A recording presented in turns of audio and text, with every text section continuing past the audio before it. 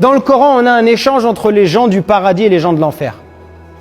Et les gens du paradis demandent aux gens de l'enfer, Ma salakakum fi saqar. Qu'est-ce qui vous a fait rentrer en enfer? Pourquoi vous êtes en enfer? Quelle est la première raison qu'ils donnent? Ils vont donner plusieurs raisons. La première raison, ils disent quoi? Qalu lam nakum minal musallin. Nous ne faisions pas partie des gens qui faisaient la prière. C'est pour ça qu'on est à Saqar. Saqar, c'est le brasier, c'est un des noms de l'enfer. Afanillah wa iyyakum. Qu'Allah nous préserve du feu de l'enfer. Dites Amin. Allahumma Amin. Qu'est-ce qui vous a fait rentrer en enfer? Nous ne faisions pas partie de ceux qui faisaient la prière. Donc, notre croyance en un Dieu unique et notre prière, c'est ce qui nous différencie en premier lieu des non-musulmans. Le prophète sallallahu alayhi wa sallam nous dit Al-ahdu alladhi baynana wa baynahum as-salat faman tarakaha faqad kafar.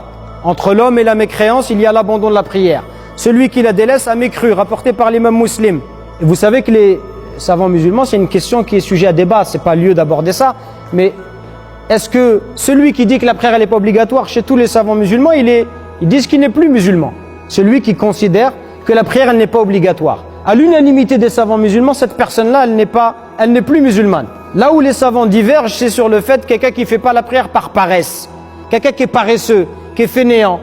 Mais une partie des savants musulmans, même non négligeable, considère que celui qui délaisse la prière, pour eux, il n'est pas musulman. Donc c'est pas un petit péché. C'est pour vous dire, c'est grave. De ne pas faire la prière, c'est grave. C'est très grave même.